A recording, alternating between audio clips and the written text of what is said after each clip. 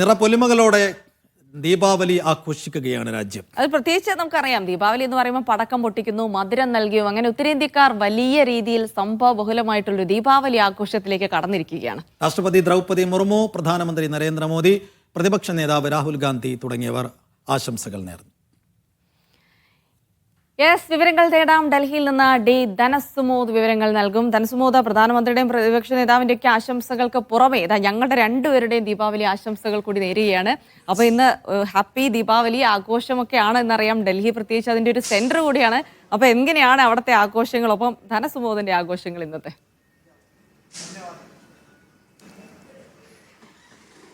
Jilsy, Saif, നമ്മൾ സാധാരണ ഈ ദീപാവലി എന്ന് ആദ്യം കേൾക്കുമ്പോൾ തന്നെ ഈ 6ാം ക്ലാസ്സിൽ പഠിക്കുന്ന ഒരു എസ് ആണ് ഓർമ്മ വരുന്നത്. ദീപം കാ ആവലി ഹേ ദീപാവലി, ദീപത്തിൻ്റെ കൂട്ടമാണ് ദീപാവലി എന്നുള്ളത്.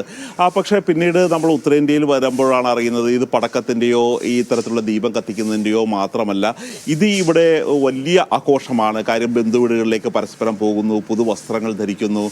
അതുകൂടാതെ വിപണി വളരെ സജീവമായി ഉണരുന്ന ഒരു കാലം കൂടിയാണ് ഈ ദീപാവലി കാലം എന്ന് പറയുന്നത്. പ്രത്യേകിച്ച് ഈ GST പരിഷ്കരണത്തിന് ശേഷമുള്ള ഒരു ആദ്യത്തെ ദീപാവലിയാണ് വരുന്നത്. അതുകൊണ്ട് തന്നെ ഈ ദീപാവലിയിലെ ഒരു കച്ചവടം എത്രത്തോളം തങ്ങളുടെ ഒരു ഭരണ പരിഷ്കാരം എന്ന രീതിയിൽ സർക്കാർ വരെ ഉയർത്താൻ ഒരു സാധ്യതയുണ്ട്. അതിനു മുമ്പുള്ളൊരു വാർത്താ സമ്മേളനം തന്നെയായിരുന്നു നേരത്തെ കഴിഞ്ഞിരുന്നത്.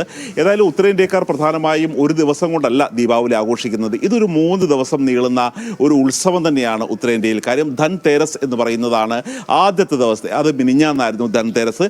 അതിൻ്റെ ഒരു ഐതിഹ്യം പറയുകയാണെങ്കിൽ അമൃതകുംഭവുമായി ധന്വന്തരി കടന്നു വന്ന ഒരു പാലാഴി മദനത്തിന് ശേഷം കടന്നു വന്ന ഒരു ദിവസമാണ്. ആ ദിവസം തന്നെയാണ് ഏറ്റവും കൂടുതൽ ആൾക്കാർ സ്വർണം വാങ്ങുന്നത്, വസ്ത്രം വാങ്ങുന്നത്. നമ്മുടെ നാട്ടിലെ ഒരു ഉത്രാടപ്പാച്ചിൽ എന്ന് പറയാവുന്ന ഒരു ദിവസമാണ് ഈ ധൻതേരസ്. അത് കഴിഞ്ഞിട്ടാണ് ഇന്നലെ കഴിഞ്ഞുപോയ ചോട്ടി ദീപാവലി. ഈ ചോട്ടി ദീപാവലിയിൽ ആൾക്കാർ പടക്കം പൊട്ടിക്കും.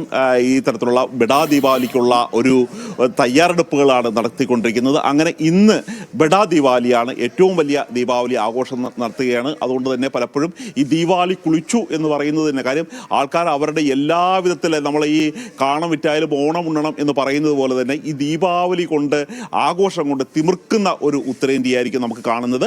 പക്ഷേ അതിൻ്റെ ഒരു ദുരന്ത ഫലം നാളെ അന്തരീക്ഷമായിരിക്കും അനുഭവിക്കാൻ പോകുന്നത് എന്നുകൂടി നമ്മൾ ശ്രദ്ധേയമാണ്.